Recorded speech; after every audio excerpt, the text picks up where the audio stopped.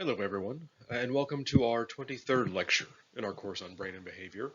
And in this lecture, we'll wrap up our unit on memory and learning, and in particular, we'll move on to the brain. We talked some about the brain in our last unit, sort of obliquely, some structures that were important.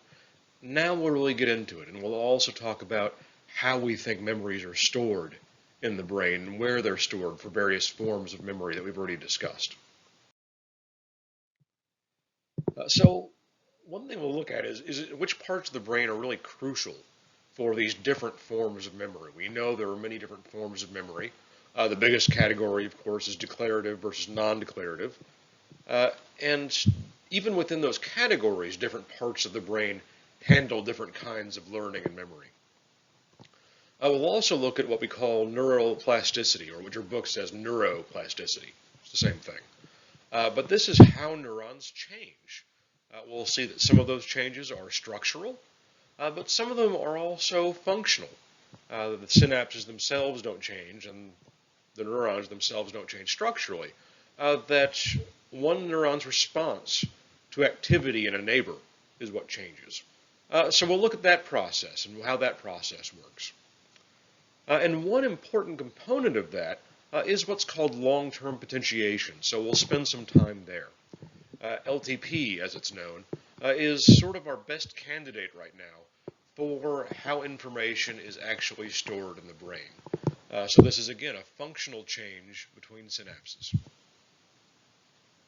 And at the end today, we'll look at things like reward and punishment and how we learn about them. We'll see the neurotransmitter dopamine seems to be involved in this process. So we'll learn a bit more about dopamine than we already know. So we'll look at the different kinds of memory, relate them back to the brain. We'll see some experimental evidence that tells us why these parts of the brain, we think, are involved in these different forms of memory. We'll look at the individual neurons. We'll look at the very small scale and see what learning does at the neural level. And we'll see how neural activity changes. So we'll see some changes in structure, but we'll also see some functional changes, how one neuron responds to its neighbor. And again, we'll look at dopamine. We'll learn something new about dopamine today. And in particular, how dopamine seems to correspond to learning signals. Dopamine may very well flag things that are surprising but important out in the environment. And so it's more than just kind of the pleasure chemical as dopamine is often thought of. There's more to it than that. So quick refresher, we have the different kinds of memory. The biggest two categories are declarative and non-declarative memory. Non-declarative, sometimes called procedural, because they tend to be procedures, things that involve sequences of actions or sequences of stimuli. And these tend to be things that are hard to articulate, as opposed to facts or descriptions of something that happened to you. So we have declarative, non-declarative. Within declarative, we have episodic, that is remembering your past, semantic, which are facts, numbers, and there you might recall where and when you learned them, which would be episodic, but you might not. You know that, as this diagram shows, you know the capital of France, it's Paris, but you probably don't know where and when you learned that. So that's semantic knowledge, just isolated facts. Skill learning, how to ride a bicycle is a good example. Priming, where future behaviors are changed, or at least their probabilities are changed, by exposure to a stimulus before, even if you're not consciously aware of the stimulus. And then, of course, there's conditioning. Classical conditioning, operant conditioning, where the brain makes connections between two stimuli or a stimulus and a behavior. So what do these have to do with the brain? Well, there are a number of structures and experiments that show us that these structures are important and, in fact, crucial for these different kinds of memory. So for spatial memory, the hippocampus is absolutely essential. So in the lower left, we have an experimental setup. It's what we call a radial arm maze. It doesn't look much like a maze, but you have these different arms shooting off of a central chamber, and the mouse has to remember where the food is. There's only food in one of these arms, And so it has to learn to navigate. It has to learn this space. And it has to know where the food is. The food is a reward. And what this shows on the right are graphs of how often the mouse picks the correct arm.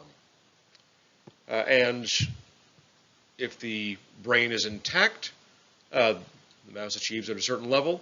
If you lesion part of the brain, the mouse's performance doesn't really suffer, as long as it's not part of the brain that's required for spatial memory. So, for example, lesioning the basal ganglia doesn't do much because that's not the part of the brain required for spatial memory.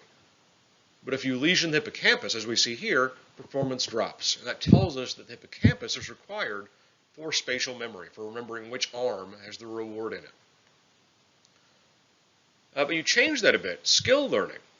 So here, the mouse learns not where the reward is, but what action to take in order to get the reward. In this case, it's in a little chamber, and it learns that it needs to turn right to get the reward. It's not the absolute location of the reward. What the mouse is learning is what action to take. And as we know, the basal ganglia connect actions to outcomes. They process rewards and they select actions. So again, if you leave the mouse alone or you lesion a structure like the hippocampus or like visual cortex, performance is okay.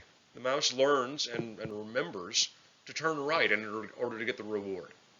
But in this case, if you lesion the basal ganglia, now performance suffers. So basal ganglia are required for this kind of skill learning, for remembering what actions to take under particular circumstances. And then finally, visual memory requires the visual cortex. So once again, if the animal's task is to remember what a stimulus looked like, if it has to pick the stimulus that's new, that it's not in its memory, it needs its visual cortex. If you lesion the visual cortex, performance suffers. If you lesion these other structures, performance is fine. So for these different forms of memory, we need different structures. And this is a big diagram. There's a lot of content here, but we've seen a lot of this before, so don't be intimidated. So this is just a breakdown of which structures are needed for which forms of memory. So episodic memory, you need the hippocampus and surrounding parts of the temporal lobe. For semantic memory, remembering facts, you need sort of the sides of the temporal lobe. The hippocampus is toward the medial side of the temporal lobe. Semantic memory seems to depend on the lateral portion of the temporal lobe, so out to the sides, as well as the prefrontal cortex. Skill learning, so learning what action to take in what situation, connecting actions to outcomes.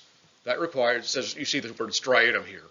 That's just part of the basal ganglia. We'll just refer to it as the basal ganglia. I'm going to skip over priming because we just don't know as much about priming and where it resides in the brain. Classical conditioning depends on the form of conditioning. So eye blink conditioning, where there's sort of a painful stimulus that's associated with a tone or a bell or some other neutral stimulus, that requires the cerebellum. Specific kinds of conditioning, like fear conditioning, require the amygdala. And we remember fear conditioning and the connection to the amygdala from our unit on emotions, but we're coming back to it here. So fear conditioning in particular requires the amygdala.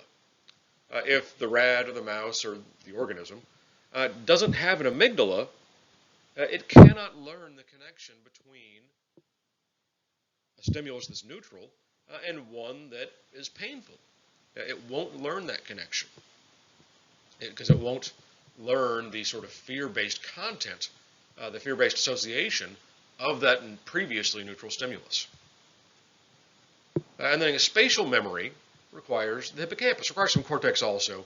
We'll stick with the hippocampus for this one. So different forms of memory require different parts of the brain, and that just reminds us that these different categories of memory are not sort of categories of convenience. They're not made up just to make the problem easier to handle. Each one has a different biological basis, and that's why a brain injury might disrupt one and not the others.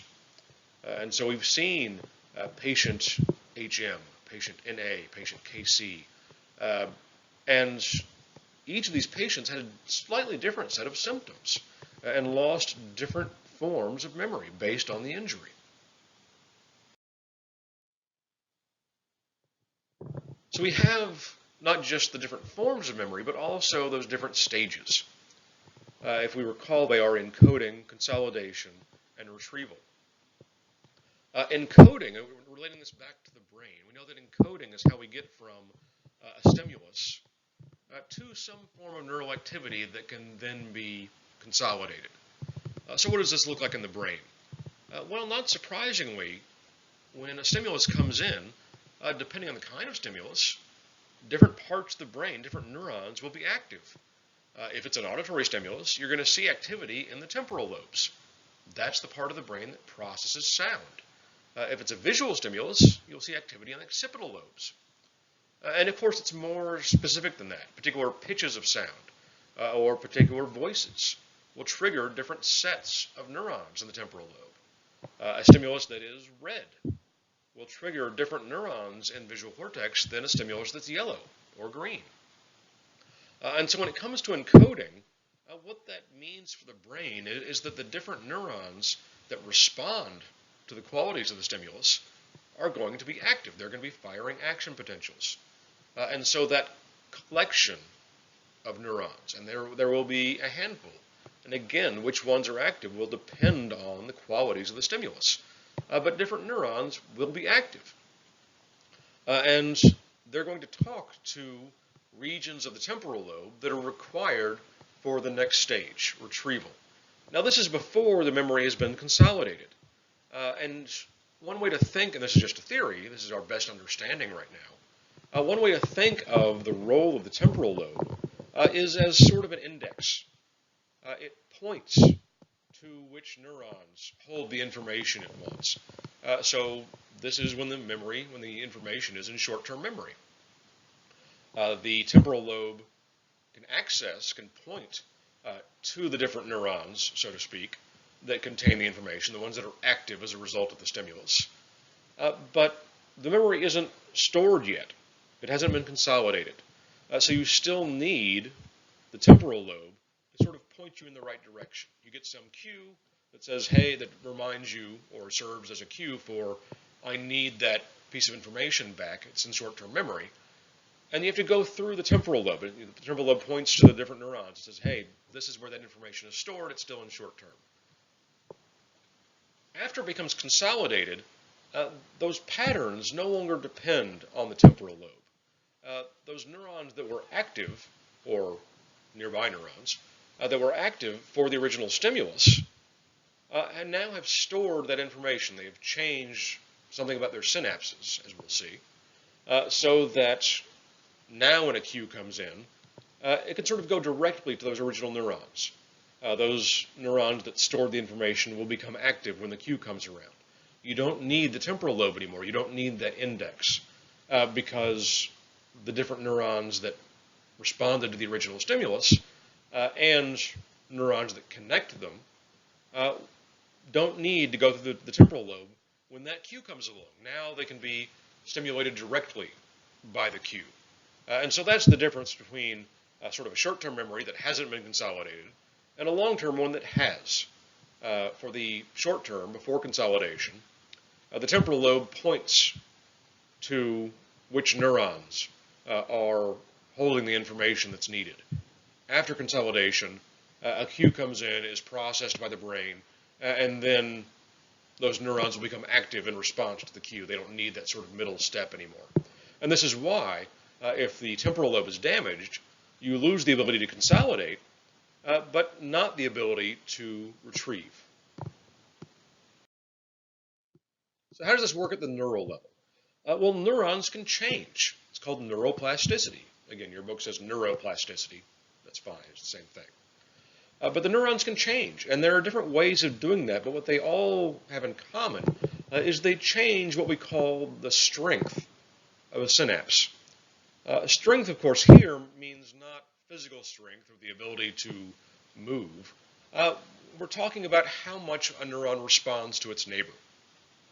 So if a neighbor fires an action potential and our neuron doesn't respond very much, that is a weak synapse. It doesn't give a big response to a neurotransmitter coming from that neighbor. But if that neighbor releases the same amount of neurotransmitter, and now our neuron gives a big response, well, that's a strong synapse. It doesn't take much activity in the neighbor to produce a big response in the neuron we're looking at. And there are multiple ways to do this. One obvious way is just to release more neurotransmitter, or to upregulate, to put out more receptors on the postsynaptic side. So at first, the postsynaptic neuron might have a small response to neurotransmitter release, but then after, that postsynaptic neuron is either receiving more neurotransmitter, if the presynaptic neuron was releasing more, or it has more receptors available. And now it gives a bigger response because more neurotransmitter will stimulate more receptors. Having more receptors out there, you get a bigger response to the same amount of neurotransmitter. Either way, you're going to get more ion flow into the postsynaptic neuron, and you get a bigger postsynaptic potential. Again, either by virtue of more neurotransmitter being out there, or more receptors being out there to pick up the neurotransmitter. You can also use what are called neuromodulators. So we've already seen that dopamine can be a neuromodulator. And this is where a nearby synapse, not the one we're technically looking at, but another one that's nearby releases a neurotransmitter like dopamine, and that causes the presynaptic neuron to release more neurotransmitter. And then you get the same effect as the first one. You get a bigger response. So here we have the neuromodulatory synapse releasing neuromodulator, which is just a kind of neurotransmitter. And you see more neurotransmitter released at the synapse of interest. Of course, structurally, you can create new synapses. If two neurons want a stronger connection, then they can form new synapses. So now, in effect, you get twice as much neurotransmitter release, not at a single synapse, but because there are twice as many synapses. Similarly, it's like having twice as many receptors out there. You have double the synapses, so now you have double the response. You can also, instead of growing new synapses, you can rearrange them. So if one neighbor isn't talking very much, or isn't one that the postsynaptic neuron responds to very much, you can get rid of the synapses there and reassign them to a neighbor that is talking a lot, or that the neuron on the postsynaptic side is responding to a lot. And that way it will be more sensitive to it. So these are all different ways of changing synaptic strength, of getting in this case, a bigger response to the presynaptic signal. And now you can run all these processes in reverse. You can release less neurotransmitter or take synapses away, and that will, of course, weaken the synapse. And one thing that's interesting about this sort of synaptic restructuring, strengthening, is that the amount of stimulation the brain gets is a very good predictor of, as we'll see, things like synapse formation and overall brain volume. So these are rats. Rats tend to be housed in cages with other rats, but it's pretty simple. They get a water bottle, they get some food, they get some bedding, and they're just in a plastic tub. Not a whole lot going on there, but that's the standard condition. In what's called an enriched environment, you have more rats to interact with, you have a bigger space, and you have little rat toys like exercise wheels and little things to burrow into, and little houses.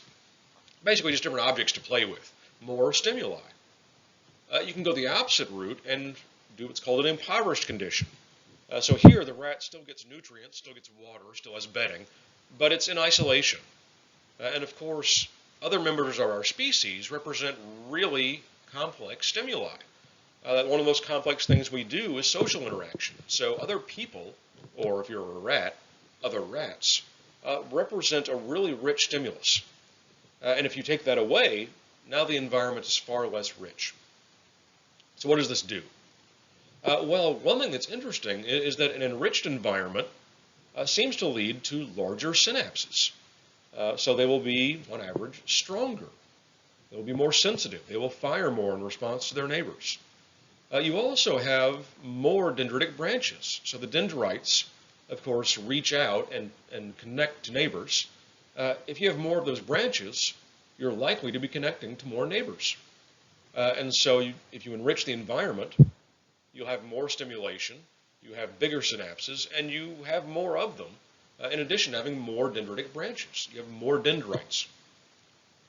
And you can measure this in a number of ways. You can count how many times they branch, or you can count how many neurons go a certain distance away from the cell.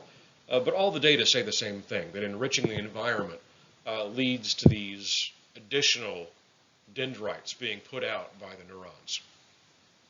And of course, all those dendrites and those extra synapses take up space. They add volume, and so you get a thicker cortex with enriched stimulation, with an enriched environment.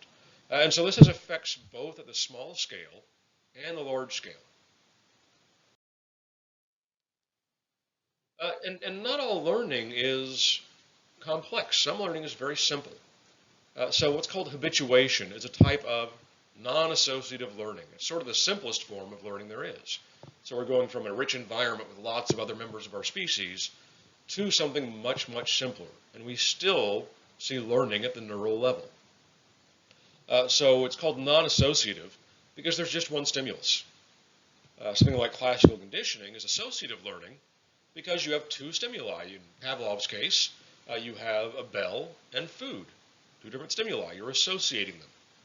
Non-associative learning has been studied heavily in an organism called aplysia, which is a kind of sea slug.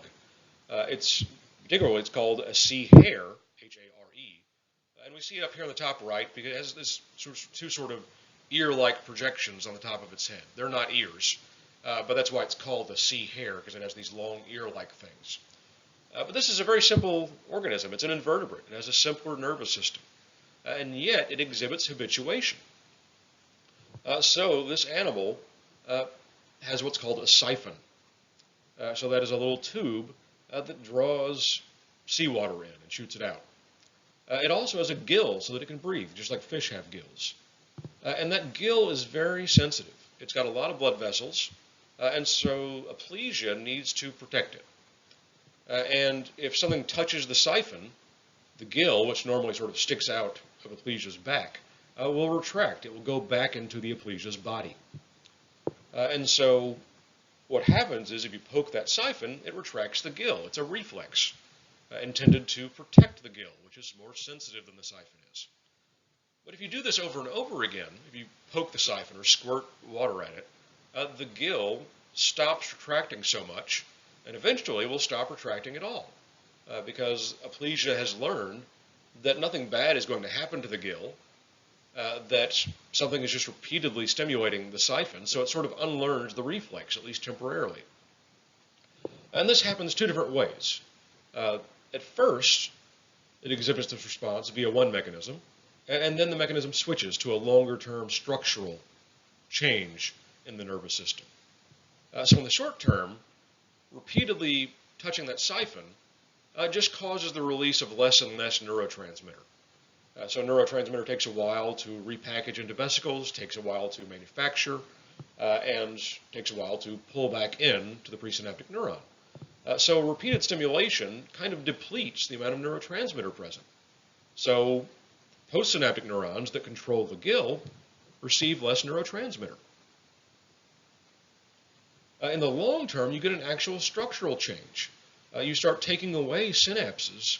So now, stimulating the siphon just causes transmitter release from a single synapse in this diagram. So you've gone from a functional change, the amount of neurotransmitter released, to a structural one, going down in terms of the number of synapses present. But that is habituation. You get a diminished response to the same stimulus over and over again, and at first it's functional, after a while it becomes a structural change. And people do this too. This is not just sea slugs. As you get repeated exposure to a stimulus that's distracting but not important, you respond to it less and less. You notice it less and less. I believe your book uses the example of trying to work in a cafe or other noisy environment. And if there's a bell that rings every time a door opens, at first it's really distracting and bothersome. After a while, you don't even notice it. You have habituated. And again, in the long term, this is a structural change. Now, in our example of the cafe and the bell ringing over again, you're probably not downgrading and taking away synapses like in this diagram. It is probably the short-term change above. But you can habituate to things using the structural mechanism over the long term as well, just like aplesia does. So looking at the functional changes, how does this work? Well, this was first sort of put forth by a scientist named Donald Hebb, one of the most famous neuroscientists of all time. And what Hebb said was right here, when an axon of cell A is near enough to excite cell B and repeatedly or persistently takes part in firing it, some growth process of metabolic change takes place in one or both cells such that A's efficiency, as one of the cells firing B, is increased. That's a lot of words. But it's the phenomenon we were just already talking about. Neurons notice when their neighbors fire, and particularly they notice when they themselves fire along with that neighbor. In other words, if that neighbor provides a good signal that I'm going to fire an action potential, I will start listening to that neighbor more. And I will fire more easily if that neighbor fires, because that neighbor is a good predictor of what I'm going to do. It's like having someone, it's like learning a new task from someone, and you observe them and you do what they do. You know it's what you're supposed to be doing, and so you pay more attention to them, and you sort of copy them. And so that's what's happening here at the neural level. When a neuron notices that it fires when its neighbor fires, it may use that neighbor as a cue, as a predictor for what it's supposed to do. And all those words are often summarized as the phrase, neurons that fire together wire together. And that is sort of a shorter version, but it gives you the basic idea. When two neurons fire at the same time, they will listen to each other more. And this is through a process called long-term potentiation. Potentiation just means strengthening, and long-term means long-term, for a long time. So the example of conditioning. So here, the cerebellum, as we saw in our previous diagram, is very important for forms of conditioning. So here's the cerebellum, just as a reminder. It sits underneath the occipital lobe. And an example is eye blink conditioning. So if you get a puff of air on your cornea, the surface of your eye, that's uncomfortable, maybe not painful, but uncomfortable, and you'll blink. So what's happening? Well, you have sensory neurons that detect that air puff, and in addition to engaging a reflex that makes you blink by stimulating motor nerves, that signal also goes to the cerebellum. And the cerebellum can notice this. It detects that air puff, saying, okay, I'm getting a stimulus on the surface of the eye. I'll also stimulate those motor nerves just to make sure that reflex goes through. Now, conditioning happens. Now that air puff is accompanied by a ringing bell, or preceded by a ringing bell. Now, the cerebellum is getting information both from the sensory neuron from the eye and from the auditory system for the bell. And neurons in the cerebellum notice that these two things are happening together. This is that neurons that fire together wire together. Neurons that fire in response to the air puff notice that their neighbors that are responsible for auditory stimuli are firing too. They start listening to one another. They strengthen their synapses. And now the cerebellum gives an even stronger signal to the motor system. And in particular, it starts connecting, it starts associating the bell with those motor neurons. And this happens over and over again. Those synapses get stronger. And so now, both the air puff through the sensory neurons and the bell through the auditory system, those both contribute to stimulating those motor neurons. So we see a bigger response from the cerebellum going to those motor neurons saying, hey, blink your eye to protect it. After a while, and I've modified this diagram, I think it's a little unclear the way your book puts it originally, so I've changed it a little bit. But now, all you need is the bell.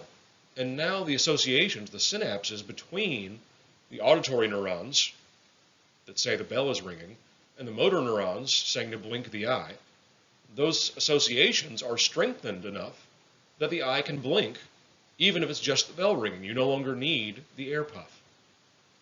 Now you can unlearn this association, you can undergo extinction, and then after a while the bell doesn't signal that the air puff is coming. You unlearn that association. But for now, the bell is sufficient because of those strengthened synapses to produce action potentials in those motor neurons, and you blink your eye. So what's happening functionally with long-term potentiation? Well, you can first look at this electrically. So here in this diagram from your book, at first, the left side of this diagram, you get a certain response to a presynaptic neurotransmitter release. So that's the first part of this dark line. But then if you repeatedly stimulate the two neurons together, neurons that fire together and wire together, that synapse will get stronger. And now the amount of response you get on the postsynaptic side to the same amount of presynaptic stimulus is bigger. The synapse is stronger. You get a bigger response. It is listening more, in effect, to that neighbor. So now what produced moderate response before now produces a big one. So how does this work at the biochemical level? Well, if we remember way back to our unit on synaptic transmission, we have a couple different kinds of glutamate receptors. They're called NMDA and AMPA receptors. So they are both in the postsynaptic neuron. They are both waiting for glutamate. And AMPA receptors will let sodium in if they are open. The NMDA receptors are a little less picky. So they let in sodium, but they also let in calcium.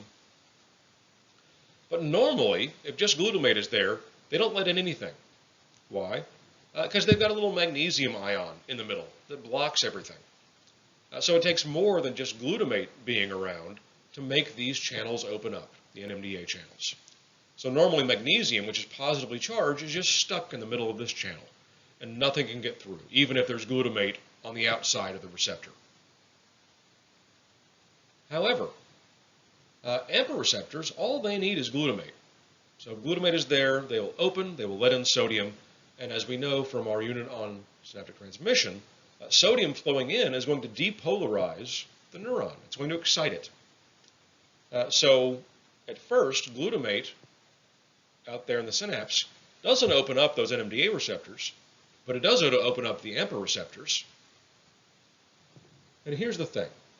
When sodium flows in, whether it's a nearby AMPA receptor or a more distant one, depolarizing that neuron makes the inside environment of the postsynaptic neuron more positive. Well, magnesium is a positive ion, and if we remember our rules about diffusion and the electrostatic force, positive ions don't like being around positive charge. So if the inside of the postsynaptic neuron is more positive, it pops that magnesium ion out. Normally, that environment is pretty negative.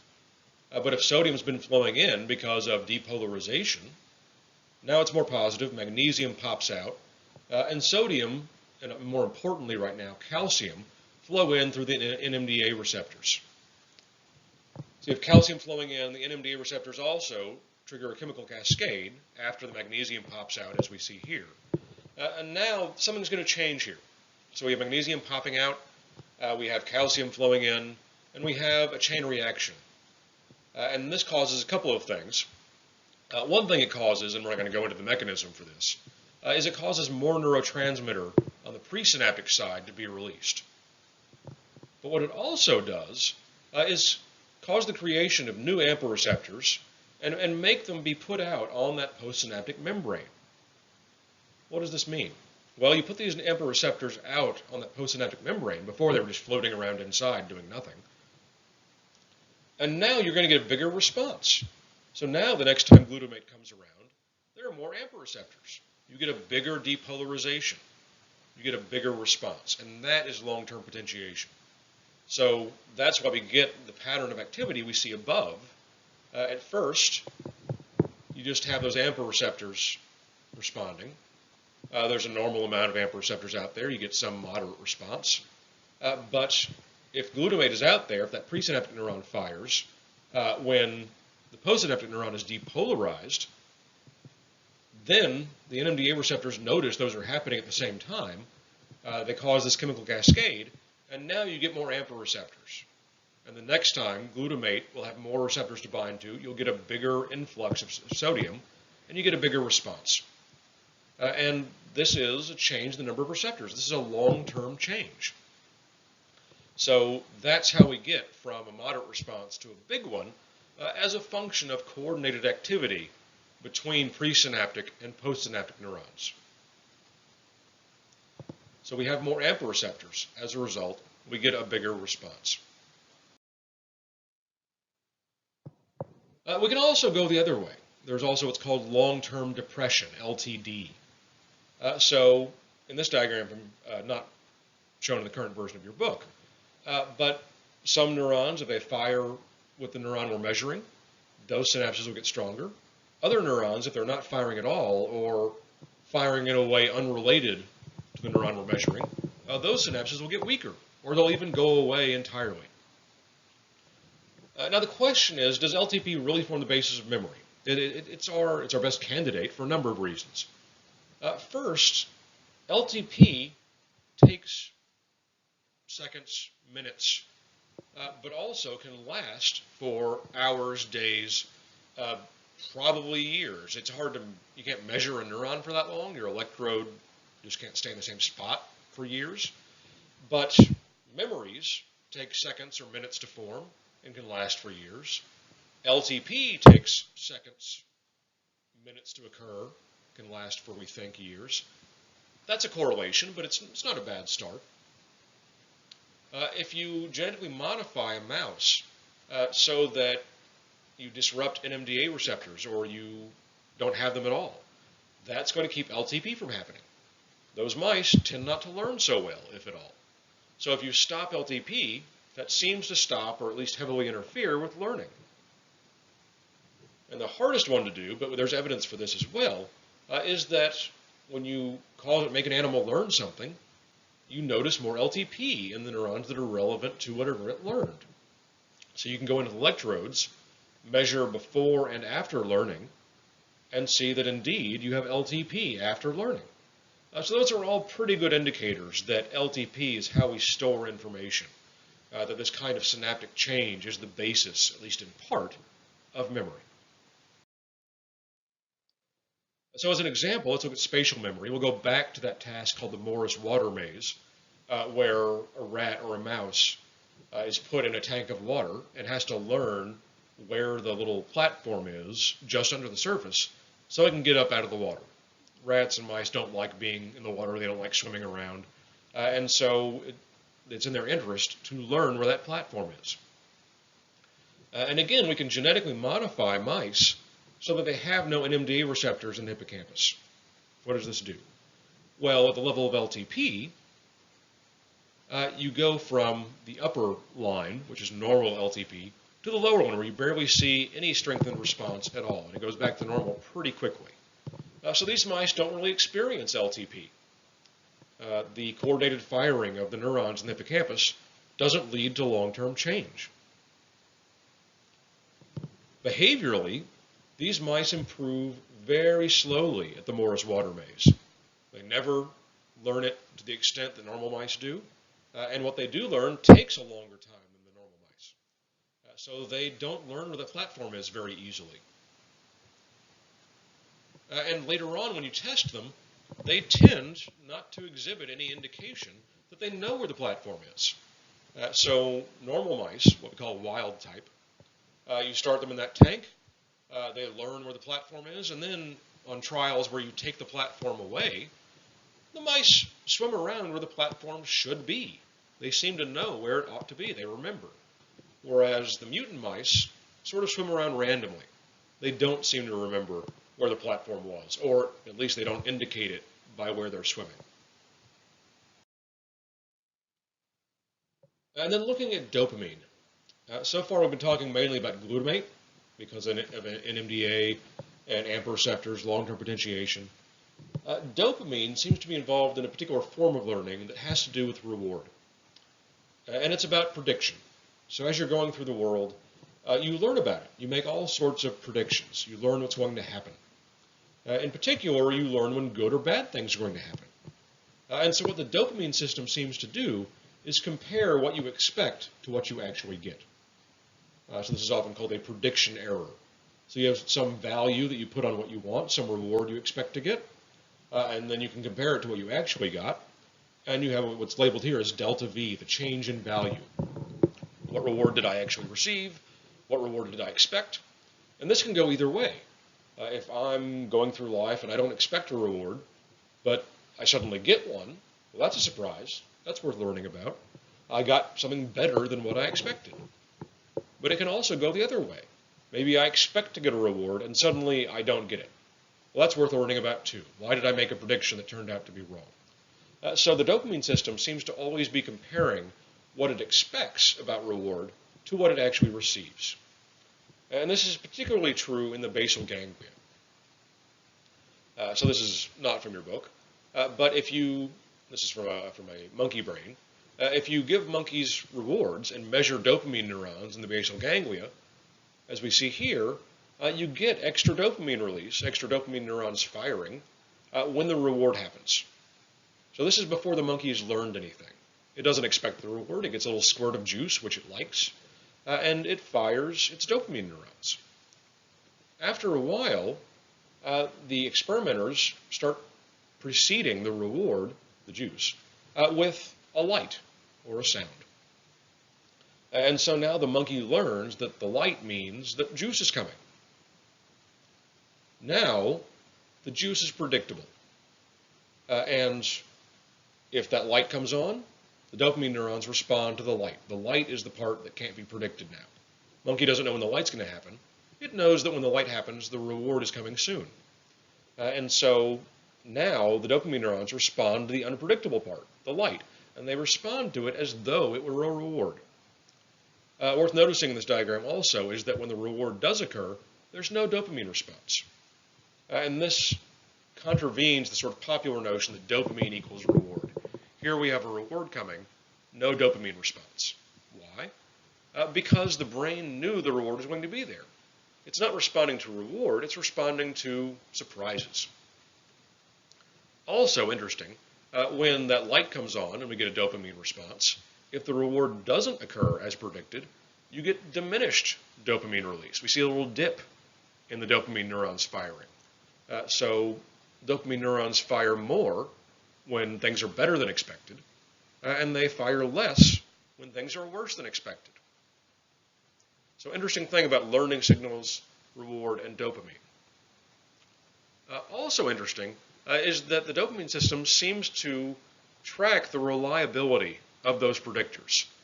So if that light predicts a reward 25% of the time, that light's not a very good predictor. It's worth paying attention to, but it's not perfect. And so you get a response to the reward because it's still unpredictable. The light doesn't give you that much information. You get some response to the light. But the more likely the light predicts the reward, and moving down in this diagram, the bigger the response to the light, the less the response to the reward. Because again, the dopamine system is tracking what are the reliable predictors of reward. If the reward is surprising, then you don't have anything better than the reward itself. If there are things that happen before the reward that predict it reliably, well, now the dopamine system pays attention to those. So the connection between reward, probability of reward, and dopamine release. And then another form of learning outcomes and connecting them to actions, is habit learning. And the question historically in habit learning is what exactly is a habit and what are we learning? So we all have a number of habits, especially routines like things in the morning. And so not at a conscious level, but when an animal or a human makes a habit, are they learning that habit leads to some outcome? And then if the outcome is good, do that action? Or is the brain simply learning that action is good, do it. In other words, does the brain still have to look up whether the outcome is good before it commits to the action? Or does it just automatically start making the action regardless of what it's going to lead to? So a habit is a pattern of thought, but in this case, behavior. So we all have habits, we all have behaviors we do over and over again, because usually we've learned that they are rewarding in some way. They benefit us. And so these are things we have to think less and less about to get the same amount of reward. And these are fixed, they're not very flexible, and they also tend to become unconscious. We do these things without thinking. And one way of looking at this is through what's called a devaluation paradigm. This is done in rats or mice. So you get a rat, and it learns to press a lever to get a food reward. The rat wants food. It learns to press a lever. It gets the reward. It does this over and over again. So it knows that the reward is the outcome after pulling the lever. And then what do? Well, then you poison the food. And so the rat gets sick, and the question is, will the rat keep pulling that lever in order to get the food? And going back to our original question of what is it the rat is the rat learning that pulling the lever leads to food, and that depending on whether food is good or not, it should pull the lever? Is that the habit? Is it still sensitive to outcome? Or does the rat simply learn, pull the lever because it's good? And the brain sort of forgets about the outcome part. The answer is it depends on how practiced that habit is. So if the rat has only pulled that lever a couple of times, had a couple of practice sessions with it, it seems to still be thinking about what the lever leads to. So the paired, unpaired distinction here in this diagram is paired means poisoned, unpaired means unpoisoned. And so the rat will not pull the lever so much if the food has been poisoned.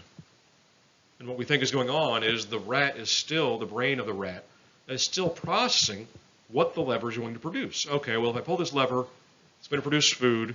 Do I want the food? Well, no, the food was poisoned last time. Pulling the lever leads to a bad outcome. So I'm not going to pull it now. This is in contrast to if the rat has done this 20 times. So now, there is no difference between the rat that was poisoned and the rat that wasn't. They both still pull that lever over and over again. Pulling the lever has become a habit. So now the rat's brain isn't thinking about, well, is this a good outcome? All it does now is say, okay, pull the lever. Pulling the lever is good. So the more you practice a behavior, the more ingrained the habit is, the less sensitive you'll be to what new outcome that behavior leads to. And it will be harder to change the behavior. So that's a little word on habit learning and what exactly it is that we're learning when we exhibit a habit. Okay, that will do it for our second unit on learning and memory. So we looked at the relationship between memory and different parts of the brain, different types of memory, different components of the brain that are required for that form of memory. We looked at the small scale, how neural activity corresponds to information storage. We have long-term potentiation. We have physical structural changes in synapses. We looked at the process of long-term potentiation in detail. We know that LTP requires coordinated firing between a presynaptic and a postsynaptic neuron, and that causes more receptors and more neurotransmitter release. And so now that synapse has been strengthened, it has been potentiated. And the next time that presynaptic neuron fires, the postsynaptic neuron's response will be bigger. And at the last part, we looked at things like dopamine and habit learning, and looking at how we put value on outcomes and what it is that we're learning when we try to connect our behavior to outcomes. Okay, so for next time, obviously take the online quiz as always. Anytime you have an online lecture, there's an online quiz. Do the reading for the next part of our course. So we'll be looking at attention, which is something that we often take for granted, but it's very hard to describe, and yet it is very crucial for our psychological functioning. Also, remember that next week we will not have our online lecture, and so there won't be an online quiz. So just keep that in mind. So I will see you next time.